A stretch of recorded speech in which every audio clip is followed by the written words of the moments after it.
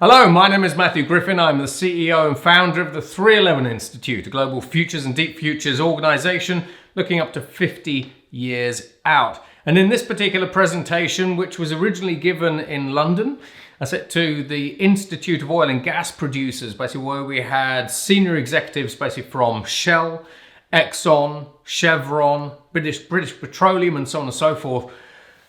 What I talked about is the future of the energy economy.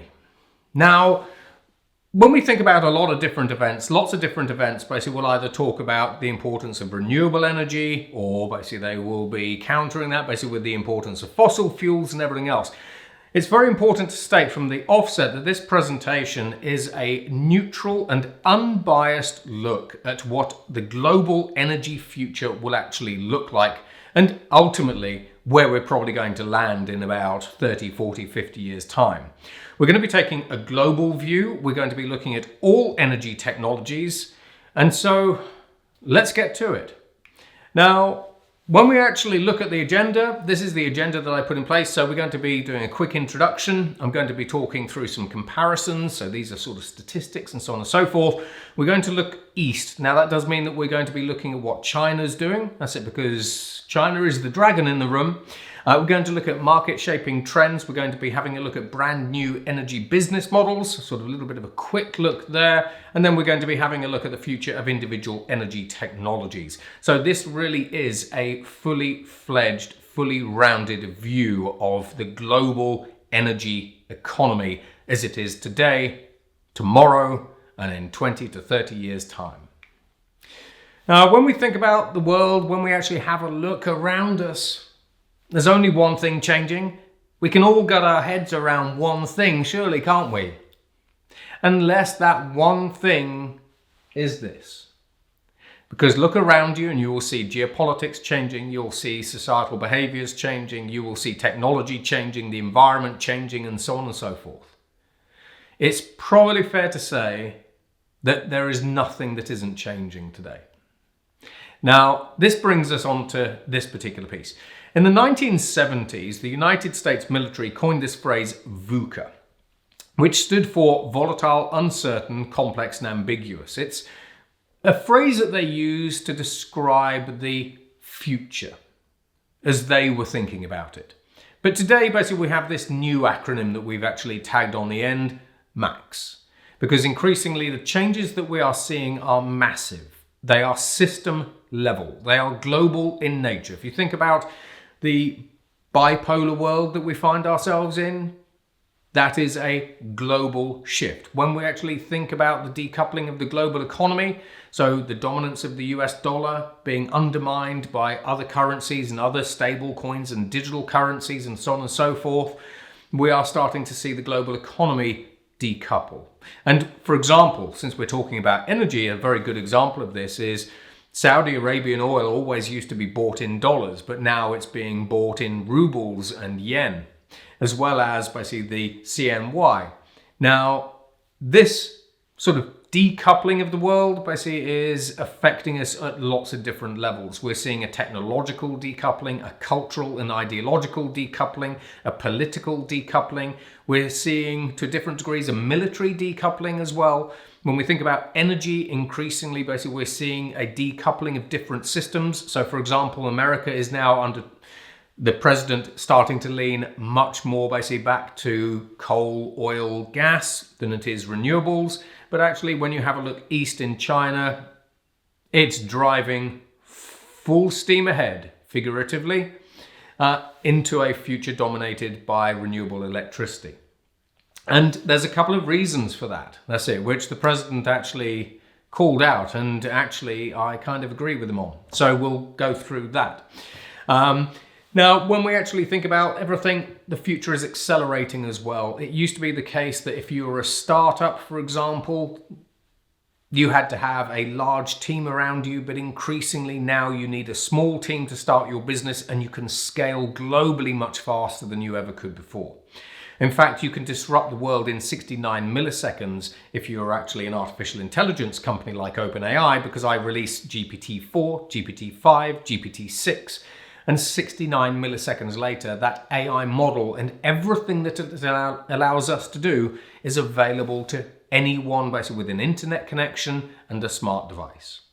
The world is also exponential. Now, increasingly, when we think about exponential, we think about technologies. We think about artificial intelligence. We're seeing synthetic biology, which will actually play into this presentation as well, basically becoming an exponential technology. But also the speed of change is becoming exponential because, as I mentioned, release an AI model, 69 milliseconds later, I can use that to clone Microsoft if we're having a look at things like robo-programmers and robo-coders, basically as we see today. But that's a different talk.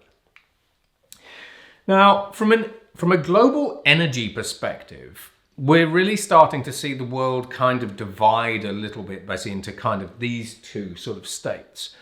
We have petrostates, like for example Venezuela, like Saudi Arabia, the Middle Eastern countries and so on and so forth. But also now we have electrostates. So for example, Morocco. China could be considered broadly basically to be an electrostate. When we actually think about, for example, Finland, Norway and Sweden, they are increasingly electrostates.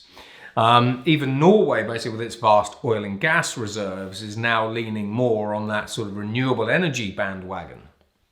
And so this then sort of brings us to this. Increasingly, when we talk about, should we say, transporting energy around the planet, we are now transporting atoms, oil, gas, but also electrons. And we're going to be digging into these, both of these, in a lot more detail.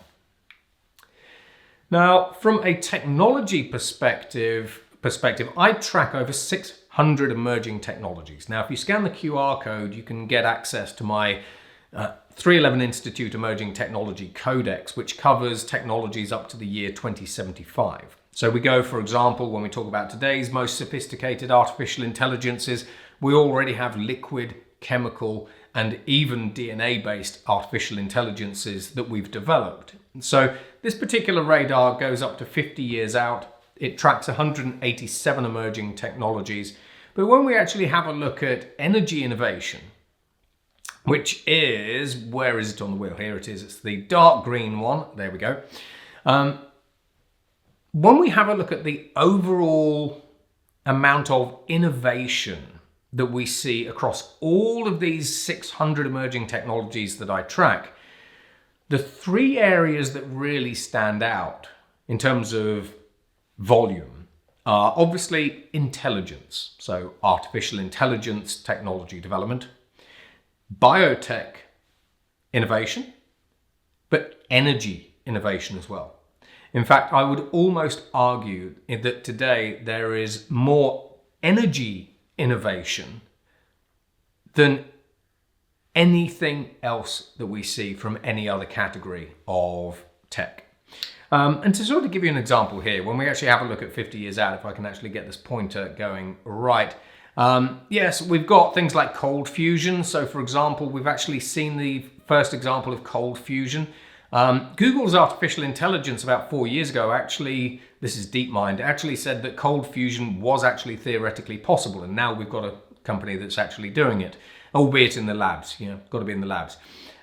We've got some technologies I'll talk about later. We've got things like gravity power plants, basically. So this is where we lift concrete blocks in Switzerland, basically up to very great heights, basically on a crane, and then drop it basically as a form of energy storage. So a little bit like grid scale storage, but in concrete form. Photovoltaics, I'm going to be talking through solar because there's some surprising things there. That's going to be later in this presentation.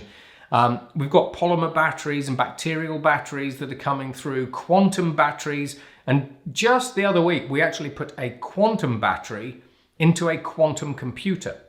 Now, quantum batteries are quite weird because they actually charge via the universe. You have to look them up. They are infinitely charged. So what they do is they use quantum mechanics theory to essentially become the infinitely charged, everlasting battery, outlasting nuclear batteries and all sorts of things. We've got quark energy. So quark energy was first discovered by the CERN Institute. It's a theoretical kind of fusion energy, but when we actually look at the numbers, the mathematics behind it, it's 8 times the power output of fusion that we haven't even developed yet. We've got solid state batteries. This is where we turn the structure of your car into a solid state into a sort of solid state battery and a structural battery. So for example, we can store electricity in the carbon fiber of your hypercar, like a Lamborghini Terzo Millennio, for example, and that car does not need traditional lithium ion batteries. Easy for me to say. We have thorium batteries or thorium reactors. Wireless energy, so doing lots on wireless energy at the moment. Basically, when we have a look at wireless energy transmission, we can now transmit energy across distances of around 5 kilometers, which changes how we start thinking about, should we say, grid infrastructure and transmission operators in the future, which is something I talked about in another video, which I'll put a little link into. And then we've got things like TWRs, traveling wave reactors, basically, which are, should we say, and I dare to say this, perfectly safe nuclear reactors which don't rely on water for cooling. But you know, the point of this is, as you can actually see from this, when it comes to energy innovation, we are still only just getting started. And I'm going to show you some amazing new energy innovations later on in this video. So we go around, let's go around and let's get on to the next slide. Now, when we think about the future of energy generation, energy storage, energy transmission, all these kinds of different things, I'm going to start here. I'm going to start talking about artificial intelligence. But it's not necessarily for the reason that you think. So, bearing in mind that I was talking to the world's largest oil and gas producers, you know, when they're thinking about the future of energy through their lens, basically they quite often think incrementally. You know, they think tomorrow will be slightly different to today, etc., etc. Now, today's artificial intelligences like ChatGPT. ChatGPT has a verbal measured IQ of 155. Google Gemini 2.5 Pro had a measured IQ of 136. And while you can't necessarily directly compare an artificial intelligence's IQ with a human IQ, we like anthropomorphizing our technology. And these are sort of the comparisons that have been made. Now, as we start heading into 2026, 2027, we see a point in time where artificial intelligence has an IQ of about 300. But as we get to the point where we see either proto-AGI or full artificial general intelligence, we think those AIs could have an IQ of 1,600 and a billion times a billion times more general knowledge than any human. And that knowledge is not actually siloed, it's cross-domain. So why do we care? When we're talking about the future of global energy, why should we care about essentially a super intelligent AI? Well, it's because of this. When we combine highly sophisticated AI models with simulations, high-performance computing, let alone quantum computers, we are able to model new things almost instantaneously. So in this particular example, Google GNOME, which is GNOME, took 35 million compounds, simulated them, brought them all together to try to develop new materials with particular characteristics and everything else. And at the end of 17 days, it had created and discovered 380,000 new materials. And these new materials have been put onto the US Department of Energy's materials open source database. Now, previously, throughout all of human history, we'd only discovered about 40,000 materials and put them onto this database. So this is a huge ramp.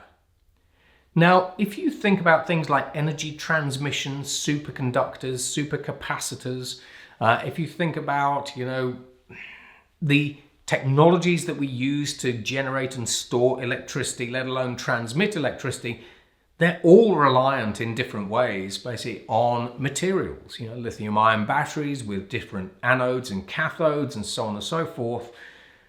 So if we've done everything that we've done today with sort of 40,000 material types, What can we do with another 380,000? We can change the game. I'm going to talk more about that later. Lots of little teasers at the start of this video. Now, the President of the United States a little while ago, along with European leaders, basically went on record and said, cheap energy is a strategic advantage. Now, I agree with this. So cheap energy is a strategic advantage because, for example, if you've got two identical car manufacturing facilities and the energy cost for one is free and the energy cost for another is, very, very high, then ultimately the car plant that has the cheapest energy will be able to undercut its rival and dominate the market. So both in the United States, the US is trying to get its cost of energy as low as possible. Same with China, but in two very different ways. Now, when we actually think about this basically from a global perspective, when I'm talking to, for example, the UK's National Grid and European leaders basically about this particular topic, I actually tend to add in cheap, sovereign, reliable energy is a strategic advantage. Because, for example, if we in the UK or in Europe get all of our cheap energy from Russia, and then all of a sudden there's a war and there's sanctions, our energy system is screwed. If we get our cheap energy from America and then the Americans put the price up, then the European economy is screwed because our cost of energy increases. Now, during the Russia-Ukraine war, at least at the start of the war, we saw liquid natural gas prices spike by 244%. So this is sort of why I say when we actually have a look at the future of energy, yes, cheap energy is a strategic advantage, but it's got to be secure, reliable, and sovereign. Because if we are producing cheap energy, for example, in the United Kingdom, then no one can really mess around with that. Sanctions won't necessarily hurt us in a way. We wouldn't just suddenly cut off our own energy generation systems. So this is sort of where I like trying to apply some different perspectives. Now, what we've seen historically is for every 10% increase in the cost of energy, the GDP of the country where we've seen this energy cost increase has decreased by 0.15%. So high energy costs reduce GDP growth. And you can see down here, that's it. So you can see the sources where I've got this information from. This is from Stanford. They did a big study on this if you want to go and dig into it. But we kind of all understand that cheap energy is a strategic advantage. And the more we pay for our energy, the less likely it is that we're going to be able to, should we say, grow our economies. And in fact, actually, our economies tend to shrink, which again is a problem in today's high energy price world. Now, when we actually have a look at reindustrialization, for example, the United States is reindustrializing, Europe is reindustrializing, etc., etc. Excuse me there. If you are reindustrializing your continent, so you're bringing manufacturing back to the continent and back from China typically, then ultimately you're going to want cheap energy. Now, when the cost of energy increased by 244%, the German government said that it was an existential threat to the German automotive groups like Volkswagen with the giant Wolfsburg plant. So if you want to reindustrialize your economies, you have to have cheap, reliable, secure, sovereign energy. Now, when we actually start having a look at some of the comparisons, basically, so what we're going to do here is we're going to have a look at some deep stats. So for this particular audience, what we did is basically we actually looked at the global view of energy. Now, when you have a look at the primary energy use at a global level, 81% of primary energy still comes from oil and gas. Because this also includes things like bunker fuel, basically for cargo ships and everything else. 19% of global primary energy came from nuclear and renewables. So when we think about the future is still heavily, heavily reliant on oil and gas, whether or not you like that. However, when we actually have a look at electricity generation specifically, the picture is obviously changing. Now, 60% of global electricity generation is coming from fossil fuels, so coal, oil, gas. 40% is now coming basically from renewables and nuclear. And you can see that realistically in the next couple of years, this is going to pass the 50-50%. And actually from an electricity perspective, we're going to be generating much more electricity from renewables and nuclear than we are basically from, for example, a gas peaker plant, etc. Now, another statistic that I gave the audience is this. Now, when we actually have a look at energy, kind of what we really care about when we're thinking about primary energy is we're thinking about energy, the energy density of the material or the generator device. Now, when we have a look at the amount of energy that's contained within a kilogram of petrol or diesel, roughly, it's 35 to 45 megajoules. Now, that energy density has increased by 3% in the past 100 years. So in 100 years, the energy density of petrol and diesel, etc., those kinds of fuels, has increased by 3%. Now, I argue basically that solar power and solar power generation is an exponential technology. And I'm going to sort of dig into this a little bit here, but also later on. When we have a look at the energy generation efficiency from solar over the past 20 years, not even the past 100 years, the energy efficiency of generating electricity from solar panels has increased by 40,000%. And we can see a much, much better future for solar in the future. And I'll explain. So today, basically, a traditional silicon solar panel will have an efficiency of about 21 to 27%.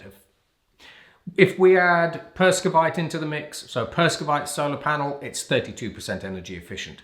If you include bacteria within a silicon solar panel, we get energy efficiency of 48% because we've done this and we've built these.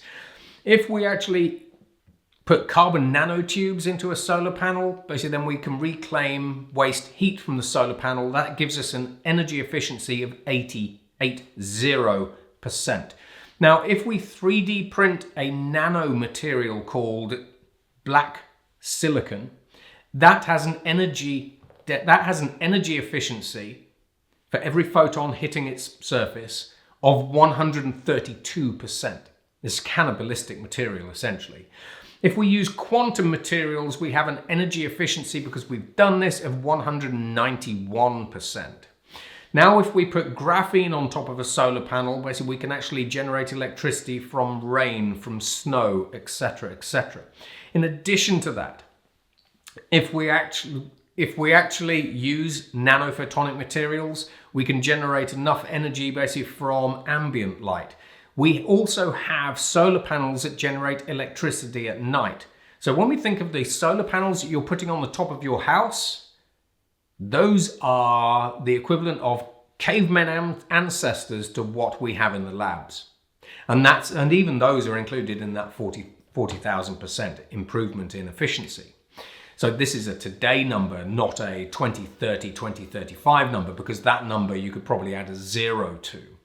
Now, when we think about wind turbines, the amount of energy that we're able to generate from a wind turbine and the efficiency with which we can do it is 1,000% better than it was 20 years ago. And some of the wind turbines that we see today basically are 40 to 70 stories tall, and a single turbine can produce more electricity than can be used by 3 million homes. And we're only getting started. Now, when we think about batteries, we can 3D print batteries, we can use different materials, we can create air batteries, sulfur batteries, all sorts of different things, bacterial batteries, polymer batteries and everything else, the energy density of batteries as we kind of think of them today has improved by 700%, but it's still low. It's still at 0.25 megajoules per kilogram, which when you compare that to diesel, diesel wins hands down. However, look at the next one. So look at bioenergy. Now, when we think about bioenergy, basically these are things like biofuels, sustainable aviation fuels and everything else. However, again, synthetic biology itself is also an exponential technology. And when you actually have a look at bioenergy, for example, so bacterial energy or even algal sort of energy, where we're producing, for example, blue or green diesel, as it's actually called, it is already at the 42 megajoules per kilogram value. Now, with gene editing technologies like CRISPR, that number is only going to go up. So essentially, this is us genetically engineering bacteria and algae and other organisms to create incredibly dense or incredibly energy dense liquids, mediums, and so on and so forth. So when you really think about the future, basically from a diesel perspective, what happens basically when we can create a biofuel that has an energy density of 100 mJ/kg? So when we have a look at the future of energy, this is why it is not black and white. This is why when we think about the future of energy from a linear perspective, we're wrong.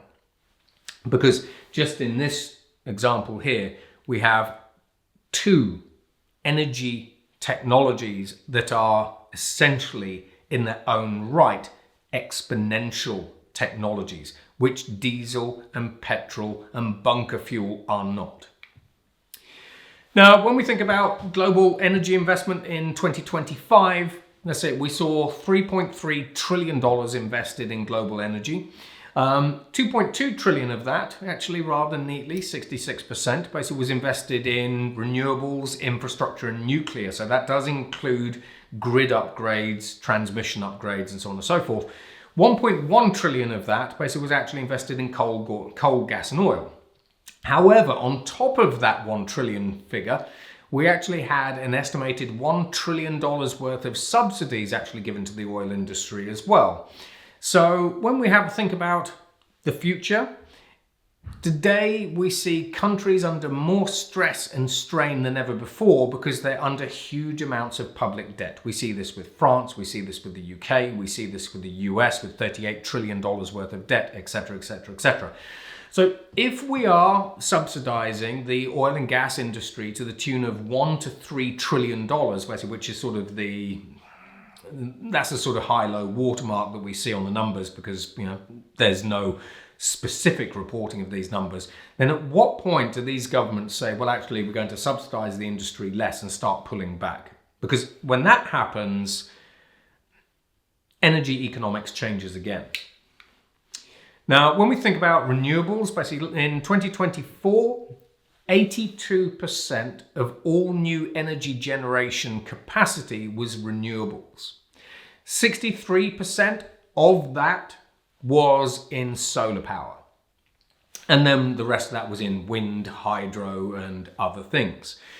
But 47% of global renewable investment was in China. And now when we actually think about the raw gigawatts, again, 2024, because these are when we have sort of full figures, we saw 82 gigawatts of new fossil generation capacity go online globally. But compare that to renewable, globally we saw 741 gigawatts of new renewable capacity going online. 445 gigawatts of that was in China. Where do you think China's going? And again, even though basically we've seen the political landscape shift significantly when it actually comes to the belief in net zero, ESG, renewables versus oil and gas, etc., this gap of 82 to 741 gigawatts, renewables have their own momentum. And it's going to be very, very difficult for any one country to disrupt that momentum. if not actually impossible. And I'm landing more on the impossible side. Now, when we actually think basically of China is doing a variety of different things. So the President of the United States sort of quite rightly said that the reason basically why China is so heavily pushing electric vehicles is because ultimately China is trying to produce more and more electricity to support those electric vehicles in whichever country they happen to be driving around in. And I'll come to that later. Now, when we actually have a look at the United States, last year the United States exported $318 billion worth of energy, principally oil and gas. Compare that with China, just $20 billion. Now, if you were the Chinese government, basically, you were actually thinking, well, energy basically is one of the most fundamental and most important things on the planet, and you're only exporting $20 billion worth of it, then where do you think the opportunity is? So I posit that the Chinese government is building up a huge energy generation capacity because ultimately they want to export that energy generation capacity to the rest of the planet. However it is done, we can discuss that in a bit. So China sees energy exports and therefore energy dominance in itself as a strategic imperative to help them grow GDP faster than they already are. So this is what the Chinese government does. So, because I work with the Chinese and I work with 70 governments basically around the world. And it's actually quite interesting when you compare how different governments behave between each other. So firstly, the Chinese government, even though it has a 5-year strategic plan, which it keeps producing obviously every 5 years, actually it has a 50 to 100 year planning horizon. Name any other country that has a 100-year planning horizon. So while we are trying to plan in Europe, for example, for the next 1, 2, 3, 4, 5 years, China basically is planning for 100 years, and it's like a game of chess. They're moving a piece here and they're moving a piece there. And you look at them today and you just think, who cares? But in 20 years' time, you realize that the moves that China made today help them win the game over the long run. So in 2019, Chinese government basically announced the Global Energy Grid Program. Now, why do you think this is? We're playing the long game, remember. Now, if we connect all of the intercontinental grids together and you are generating electricity from renewables at a very, very low cost, bearing in mind that the cost of electricity generation in China is about $20 per megawatt hour from renewables. In Europe, it's about $40 per megawatt hour from renewables. And in the United States, it's about $60 to $100 per hour from renewables, but also from sort of traditional fossil fuel sources. If you have huge amounts of electricity generation capacity and you're producing energy cheaper than anyone else on the planet, and you would like to export that, what do you need? You need global energy grids. Now, when we actually start digging into some of the state media, Lu Xiang from the VP State Grid Corporation of China in 2019 said this. He said, essentially, China's ambitions basically for low-cost energy generation from renewables, but also the connecting together of global electricity and energy grids would culminate in this. An intercontinental ballistic missile for the global energy market. Now, what does he mean by that? It means that the chess pieces that China were starting to move in 2019 would ultimately mean that over the long run, China dominates the global energy system. Try to tell me I'm wrong. Now, in addition to that, China has been spending between $1 billion to $1.5 billion building out the Belt and Road Initiative. So this is where the Chinese government spend $1.5 trillion to build ports, infrastructure, buildings, and so on and so forth around the world. Because on the one hand, that allows them to extend their dominance basically into other countries. However, they're also building digital Silk Roads along that. So the digital Silk Road is where, for example, China might build a port basically in, say, Ghana, but they then say, well, because we've built your port, we would like you to actually use our 5G technologies, artificial intelligence platforms, quantum computing platforms, etc., etc. We'd like you to use our system integrators, our technology providers, and etc., etc. So China is building out a physical Belt and Road program. They're building out a digital Silk Road program.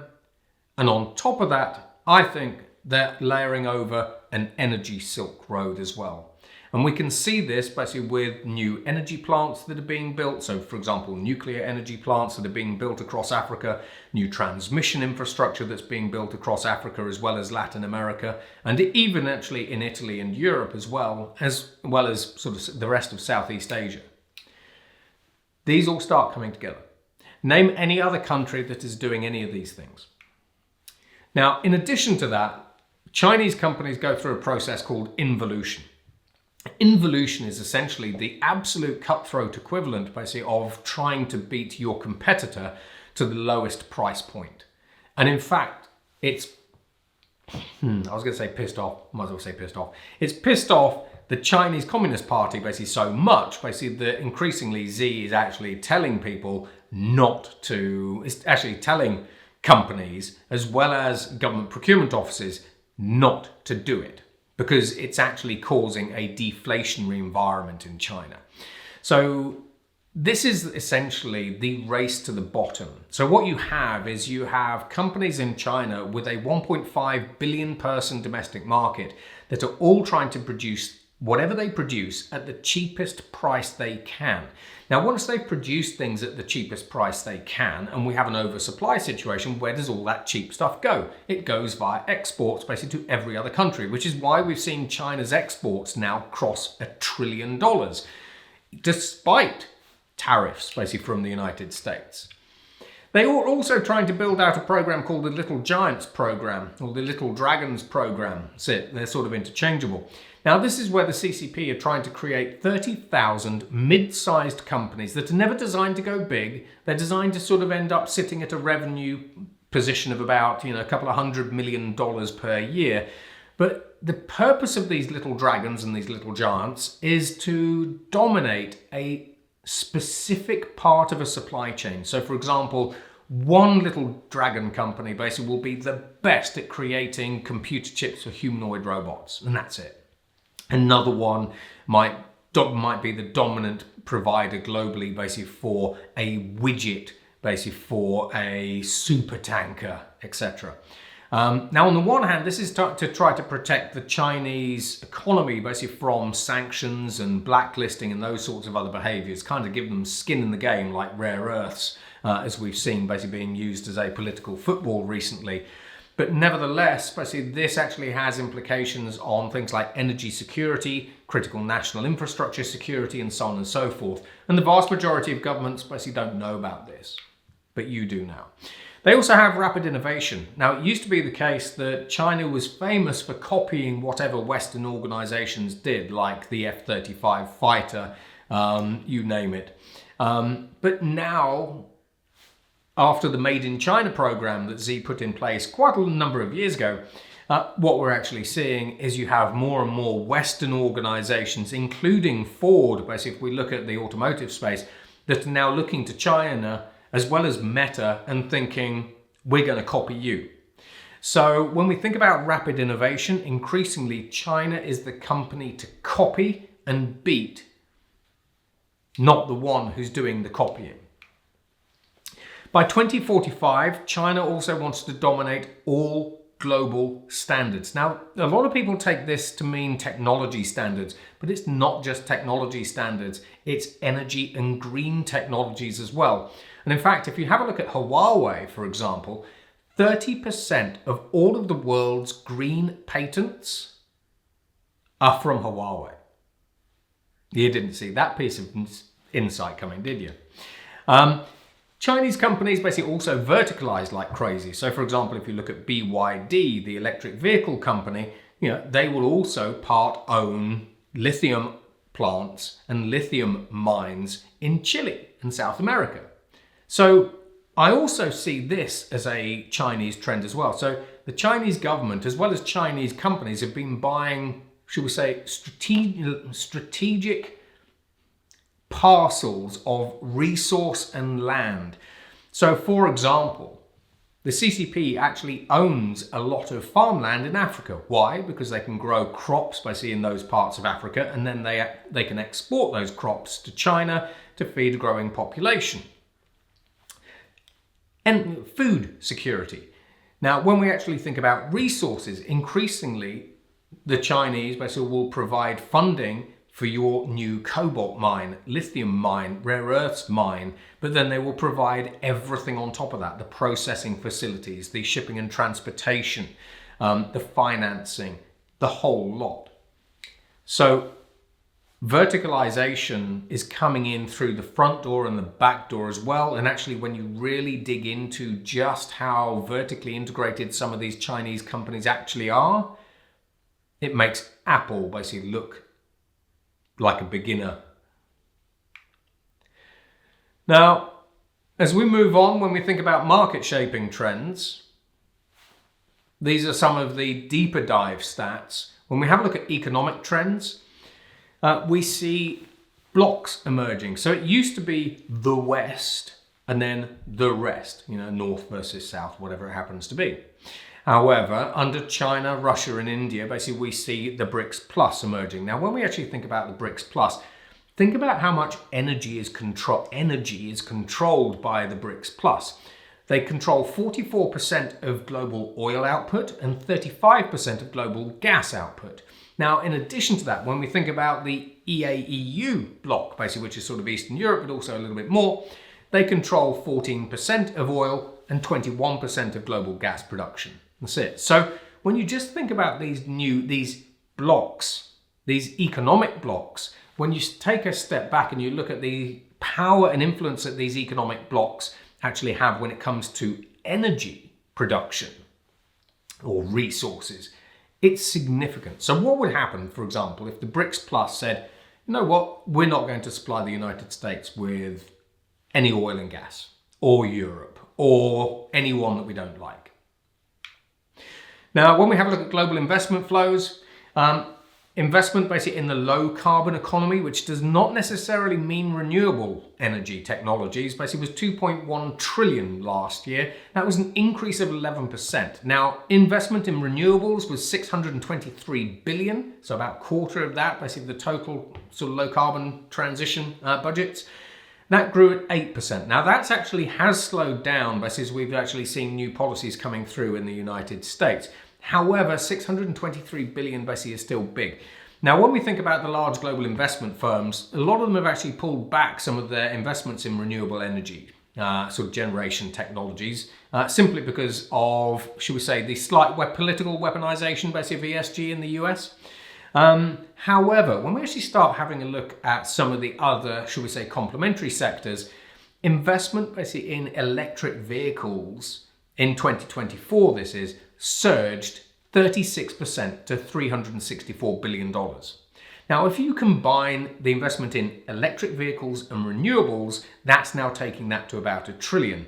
Now, if we think about trying to slow down the renewable energy transition, and all of a sudden we have more and more electric vehicles throughout the planet, US being generally a bit more of an exception, then at what point does the rest of the planet drive around in an electric vehicle while, for example, in America, driving around maybe more in a diesel or petrol vehicle?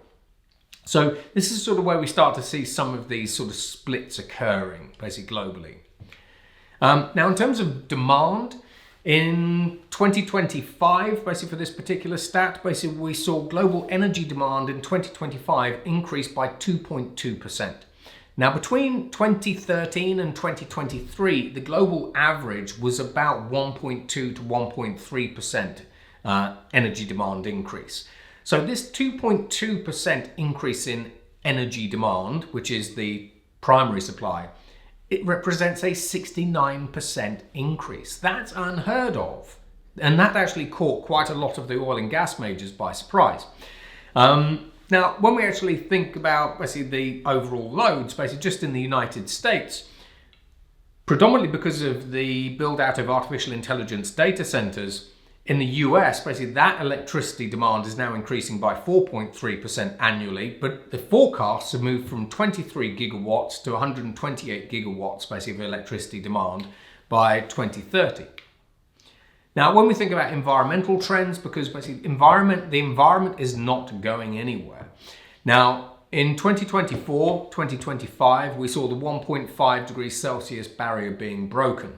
And with some of the oil majors that I actually talk to, basically they still say that it hasn't been broken yet. However, when we actually have a look at the science and the research, basically it shows that actually on average it has. But either way, we're very close to that 1.5, and we're either above it or below it, depending on which organization you're talking to. But last year, basically, we saw 37.8 gigatons of CO2 being emitted.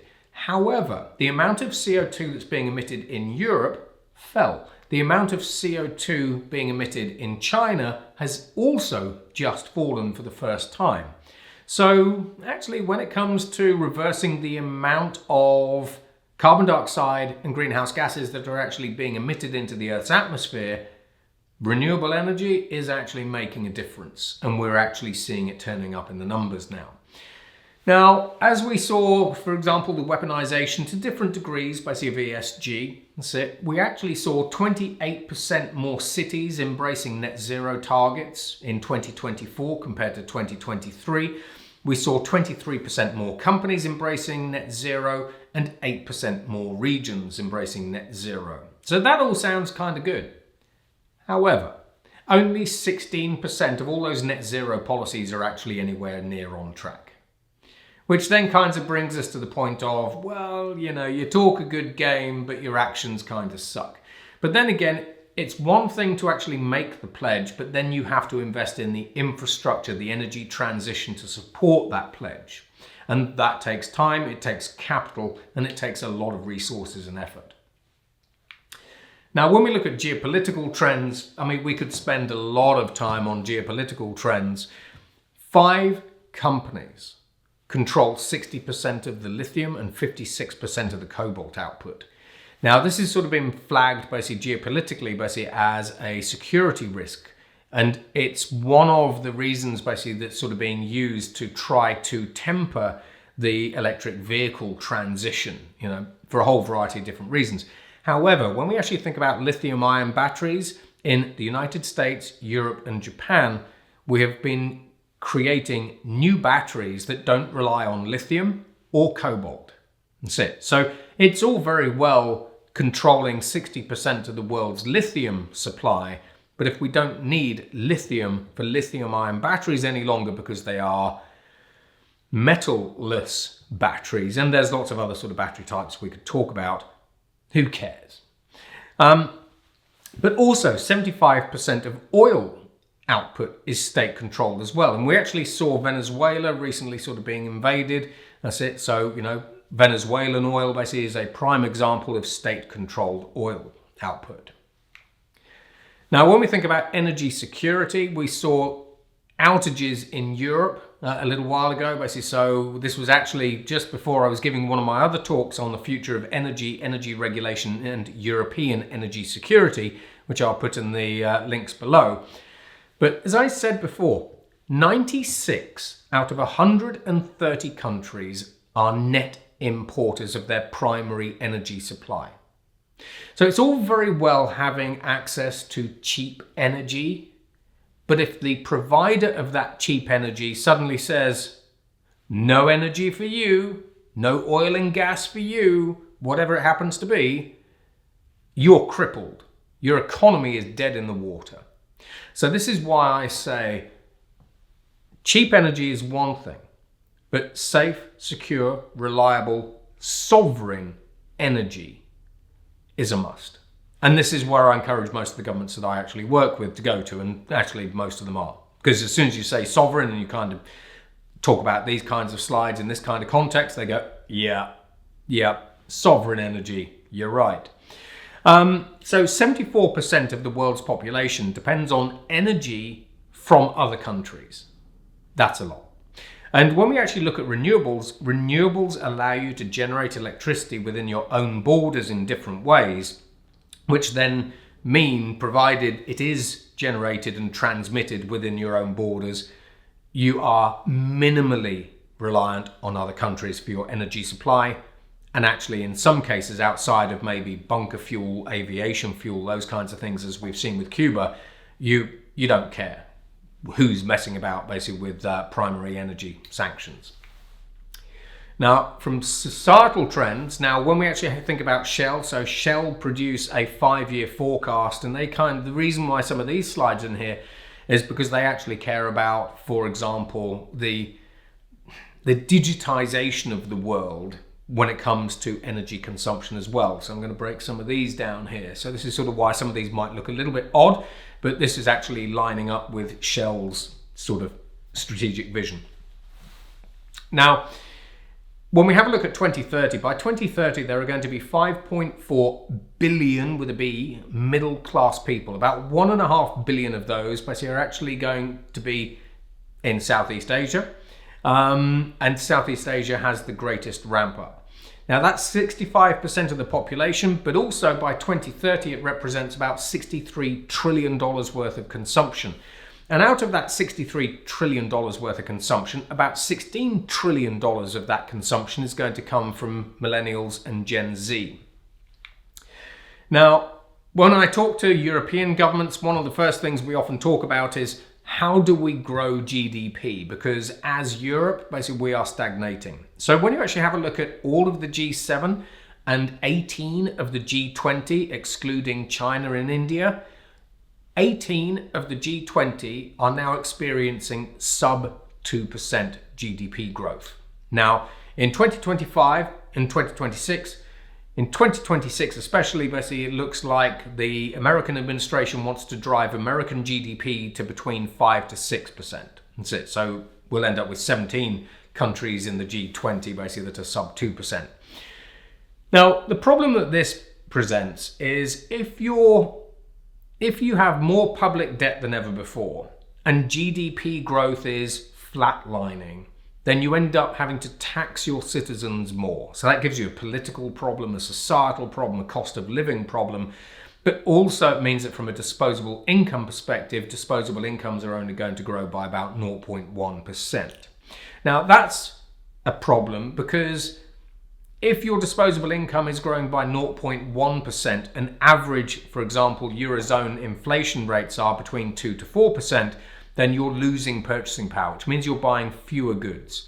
Now, if you're buying fewer goods, basically then you're importing fewer goods. And if you're importing fewer goods, basically then the amount of fuel that a Maersk or a Hapag-Lloyd need basically for their gigantic cargo ships actually reduces. So this all sort of has an impact basically on the amount of primary energy that's used, as well as electricity generation.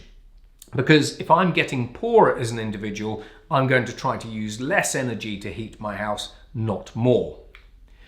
Now, when we think about talent volumes, basically in the energy industry, in the global energy workforce, we estimate there are about 67 million people. 50% of those are in low carbon sectors. So low carbon includes things like carbon capture storage, low emission extraction, basically of oil and gas and so on and so forth. But 40% of all renewable jobs are actually in China. That's it. But despite this, we still have a talent shortage of about 2.5 million people for the energy sector globally. And that's why we see so many training programs actually coming through. And in fact, increasingly, the thing that's holding back the renewable energy transition isn't necessarily investment or the ability basically to buy and build giant wind turbines and transmission cabling and everything else. It's actually we don't have enough people to actually physically install the stuff.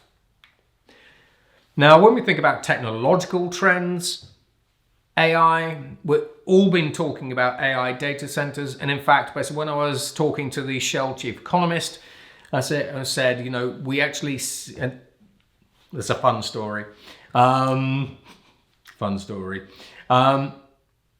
A lot of large energy giants basically are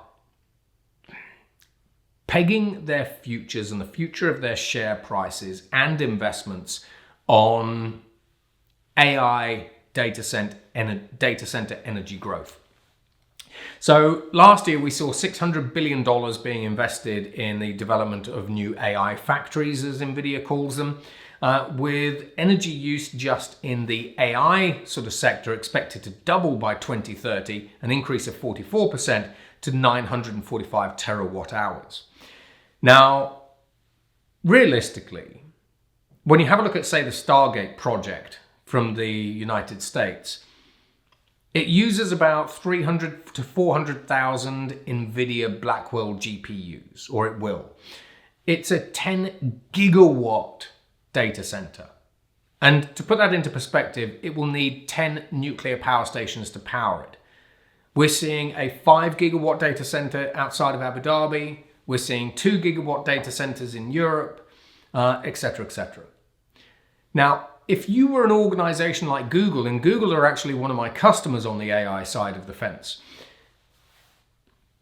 do you really want to be paying $250 to $750 million a year, basically, for your energy? No.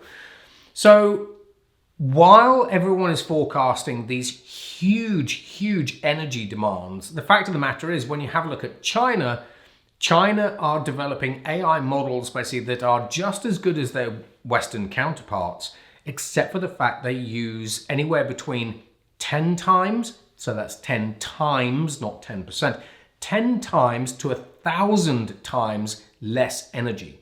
We're also developing basically new energy efficient computer chips like analog computer chips.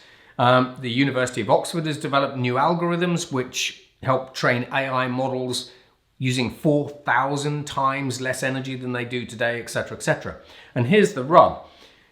So while the energy giants are forecasting the energy consumption for the AI sector to do this, the reality of it is a lot in the industry, especially Google DeepMind, as well as Chinese organizations, are trying to develop AIs basically that are much more efficient and cost effective to train.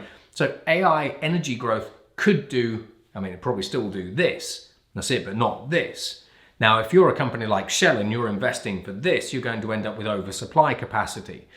But again, this is sort of where it's very interesting to see the reaction of people when you're talking to them about this sort of stuff and saying, we can already see companies that are desperately trying to reduce the amount of energy that training an AI model actually consumes.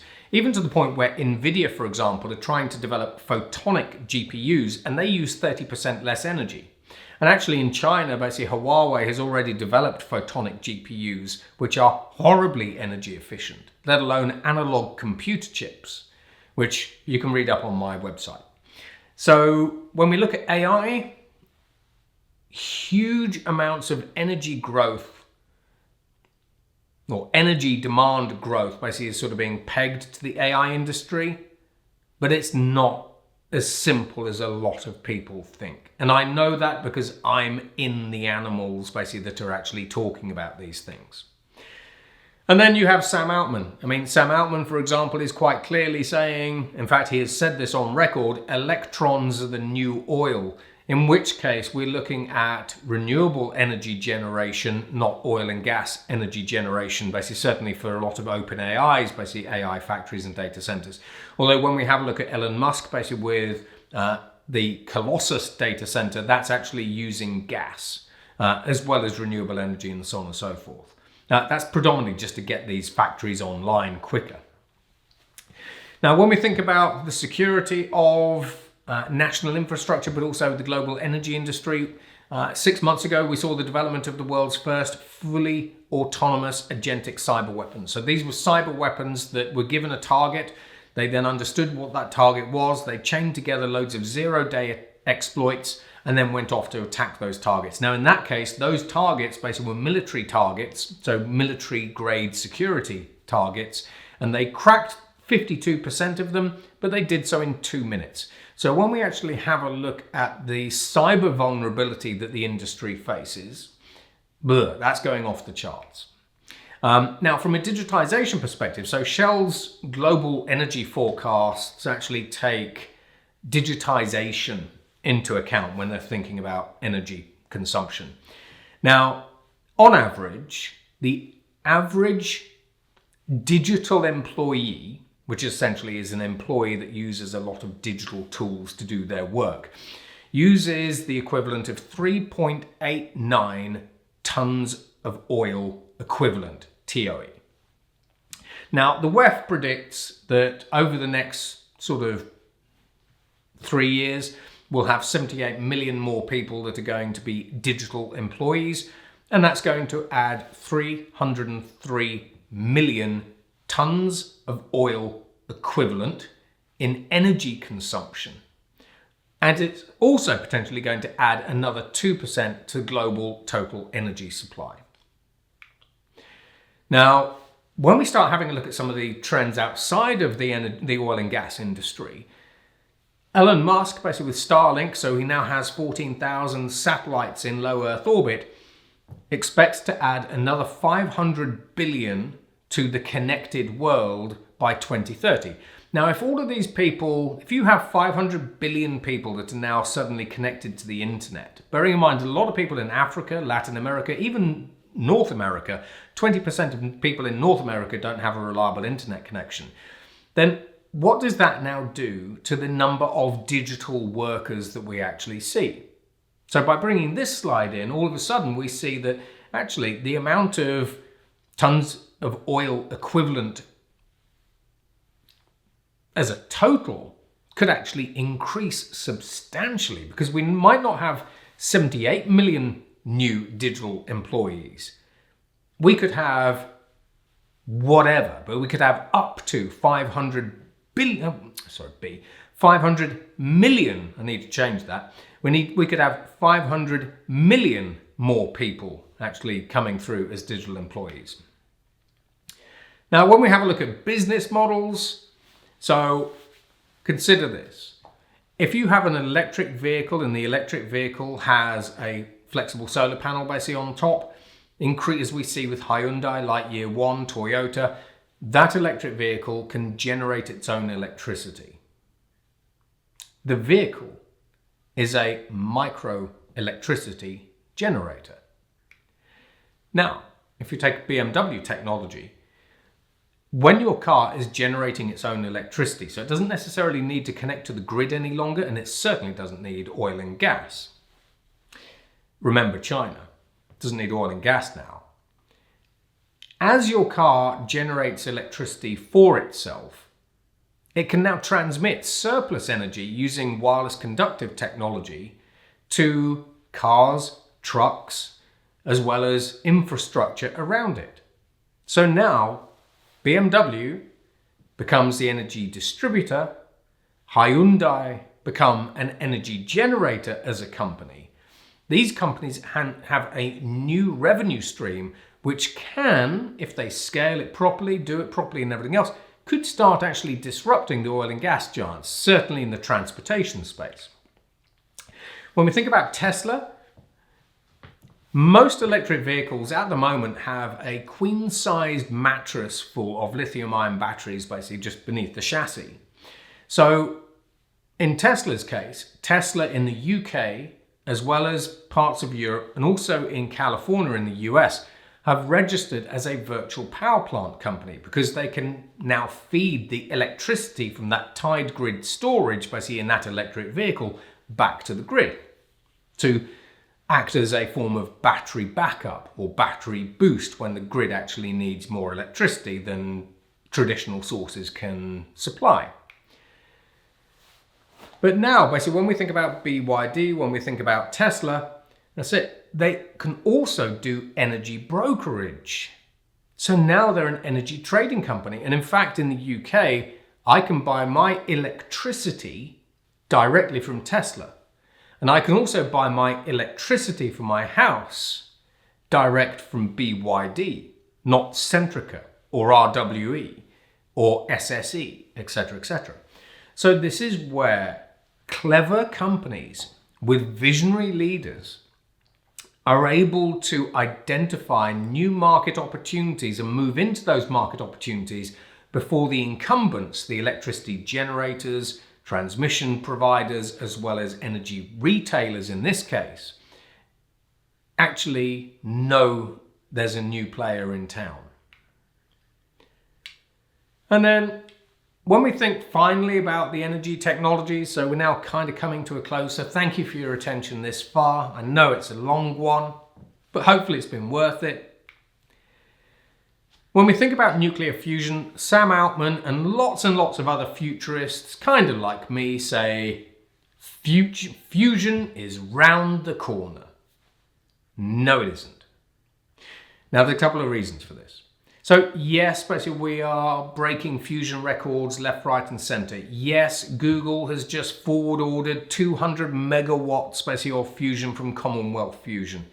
However, we still do not have a working fusion plant. When we do get a working fusion plant, it's got to be tested, regulated, vetted, approved. Once it is vetted and approved, we're going to have to build a second fusion plant, then a third, then a fourth, then a fifth, then a sixth. Scaling out a fusion plant or building an individual fusion plant will take about 5 to 10 years. Getting the capital to build out fusion plants around the world, that's going to be a multi-trillion-dollar effort. So for everyone, including Sam Altman, that says fusion is almost here, fusion will save us, fusion is the future of clean energy, you're looking at 2050.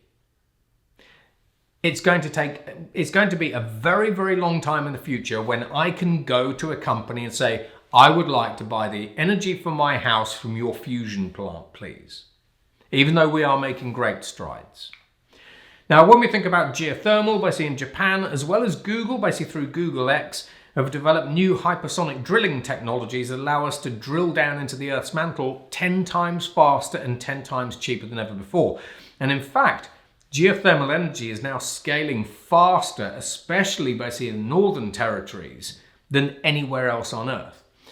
And in the UK, we even have universities that actually have their own geothermal plants. So for example, Sheffield Hallam University, its electricity, energy, is derived from geothermal. And we also think that if you look at Yellowstone, for a little fun fact, NASA was actually thinking about turning Yellowstone into a 6 gigawatt geothermal plant. Now, when we think about hydrogen, we have lots of different colors of hydrogen. You've got gray hydrogen, which is from liquid natural gas. You've got blue hydrogen. You've got gold hydrogen, basically, which is bacteria that's pushed down into the oil wells, basically to sort of reclaim basically the last remnants of oil, basically in an oil well. When we think about green hydrogen, the cost of green hydrogen is still about 3 to 5 times higher per litre basically than blue hydrogen, which is actually the one from natural gas. Grey hydrogen is from traditional fossil fuels. Now with green hydrogen looks like its development is actually accelerating and the costs are dropping quickly because guess what? Artificial intelligence has been designing new single-step low energy catalysts, which means we can actually now create hydrogen using less energy than ever before and faster than ever before.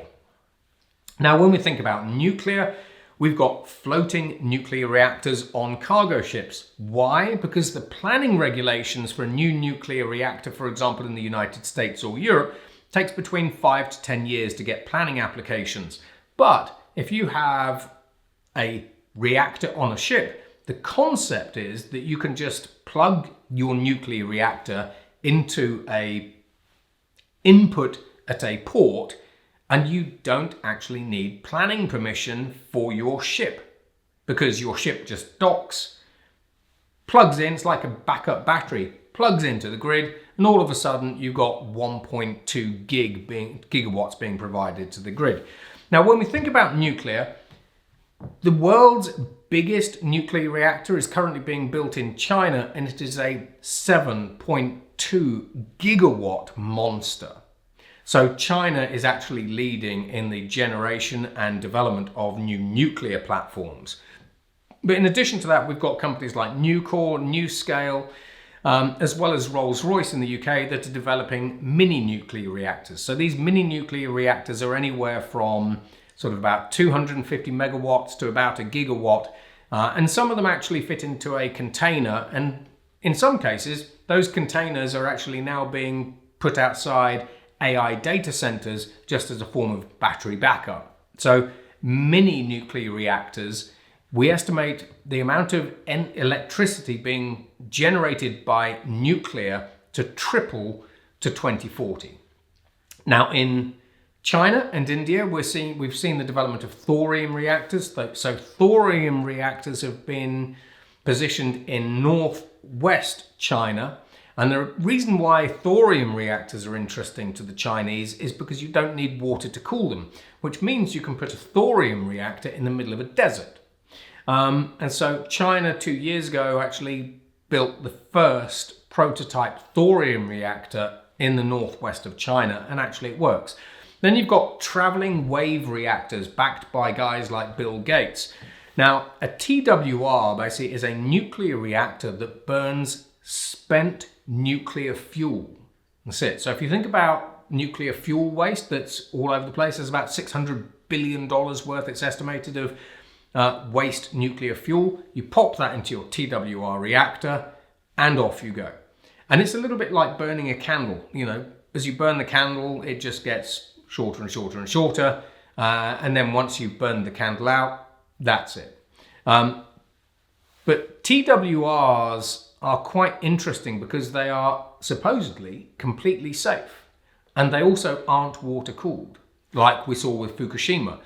Part of the problem we had with Fukushima basically is the water cooling system broke basically when the earthquake hit. Now, oceanic. Now we can take ocean seawater, and because it contains hydrocarbons, we can convert that into green diesel. So this is diesel that is literally made from seawater, not from crude oil. We've got osmotic power plants in Japan, basically, which generate electricity from the transfer of molecules between seawater and fresh water, so the pressure gradient in the middle. We've got tidal. Now, when we think about tidal, basically, we've also got oceanic tidal. And then we've got deep sea turbines. Now, when we think about deep sea turbines, the Japanese, especially Hitachi, basically been very, very good. And what they've done is they've put deep sea turbines at about 200 feet down on the seabed. And the Japanese estimate from these deep sea currents, they could generate 250 gigawatts of electricity forever. So when we actually have a look at deep sea turbines, these are the turbines that sit in the deep sea ocean bed, and the currents basically sort of whip through them. That's something a lot of people aren't seeing, but you do now. Solar, I've discussed this. We've already got solar panels that work 24/7. You can start forgetting lithium-ion grid-scale storage basically as we move into the future, because solar basically is an exponential technology. We've also got solar panels that already work in ambient light. We've also got solar panels that generate electricity from moonlight. So remember this phrase, solar is an exponential technology. It is not incremental. If any energy source or any energy generation capacity or any kind of new energy generator is going to surprise you in efficiency gains, it's going to be solar, and then obviously biofuels as well. And speaking of which, basically the Chinese basically have now moved from gene editing to chromosome engineering. Now this is the equivalent of CRISPR being a gene editing tool which can edit individual sentences in your genome, to a chromosome engineering system which can edit entire chapters. So the Chinese, not that I'm seeing much evidence of it, could use chromosome engineering to outcompete the West when it comes to the development of sustainable aviation fuel, biofuels, and all those sorts of other things. Bearing in mind that earlier I talked about biofuels having an energy density rivaling diesel and petrol of 42 megajoules per kilogram. Then we have space. Now, there's a lot of talk about orbital space data centers and everything else. If you put a solar panel in space, then it's 3 times more efficient, basically, than a solar panel on the ground. And then we use microwave or laser beams, basically, to actually transmit that energy from space down to a ground-based substation, and then that gets distributed in the normal way. However, with a space-based platform, you can suddenly just change basically where you're actually sending that power. So when Texas basically lost most of its energy grid a couple of years ago, you could literally have just rejigged a solar-based power station. So rather than it sending energy to a base station in, say, California, it sends it to an energy base station in Texas. Now, the Chinese want to build a 1 kilometer long solar array, but the engineering involved is staggering. The UK government has invested $16 billion. The American military, as well as Carnegie Mellon University and a couple of others, have already trialed different space-based energy generation platforms. Kind of call them a space-based power station. I don't know, they haven't really got a proper name. But now, basically, with orbital data centers that are being pitched by Google, Elon Musk, Nvidia, Jeff Bezos with Blue Origin, increasingly the race for space-based power generation is literally going to the moon. So this is a fun one to watch. This is sort of science fiction come incarnate. The first space-based power stations were first theorized about in the 1960s. Then we've got wind. Now, wind, increasingly, basically, we've got wind turbines that are sort of near shore. So we can see them basically when we're sort of on the beaches and everything else. And everyone goes, oh, I don't like wind turbines. They look horrible and they kill birds. However, both in Europe, basically with companies like Ørsted, as well as China especially, as well as Siemens Energy, basically we are now seeing the development of deep ocean wind turbines. Now, these wind turbines aren't anchored to the seabed. They're actually pretty much anywhere out at sea. You could put them in the middle of the Atlantic, and provided the cables reach, then that's fine. However, when we actually think about wind energy generation, basically there's a new sort of Japanese sort of trend that's upticking. You could actually create an offshore deep ocean wind farm, and it's not connected at all to the land. So no cables, no grids under the ocean. And what they've been doing in Japan, and what they've been building out in Japan, is you essentially have the equivalent of an oil cargo ship. And it sits by these deep ocean wind turbine farms, and they power batteries on this cargo ship. And then the cargo ship literally is, in much the same way we export oil, just brings those batteries on shore, plugs in, and then transmits energy to the grid in that way, like a tide grid storage kind of thing. So this is sort of where we actually see the oil and gas industry and wind industry actually kind of sort of meeting in this weird sort of hybrid space where, you know, today, companies like Shell and BP might actually have an oil cargo ship or oil cargo ship, but tomorrow that same ship might contain lots of lithium-ion batteries. And then also the size of these wind turbines is getting huge. As I said, they're 70 stories tall now, and the Chinese have just come out with a double-headed wind turbine, which is the biggest in the world. And that single wind turbine generates enough electricity to power 3 million homes. So when you now think about the cost of electricity generation, the cost of electricity generation from renewable sources, especially solar, when we extrapolate it out into the future, we can see it dropping to zero, or very, very close to $0 per kilowatt hour or $0 per megawatt hour. So this is the killer, really.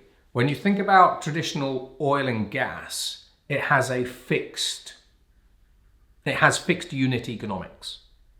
When we think about wind and especially solar, as well as SAF to a degree, as well as maybe green hydrogen and these other things, we are only just getting started on the economics of those. Now, if I could use solar to generate electricity at almost zero cost, when your country is generating electricity or using energy at a cost of $40 to $120 per megawatt hour, I win. And that's really what China is doing. That's where China is going. And that's where Europe's trying to follow amidst all of the different sort of geopolitics that are actually going on. And that's it from me. So thank you very much basically for listening to little old me. I hope you enjoyed it. And if you like this one, check out some of the other videos. Basically, I've got videos on the future of absolutely everything you can imagine. And it's been wonderful being able to share these insights with you. So thank you very much for your attention. Take care. Have a great day. Goodbye.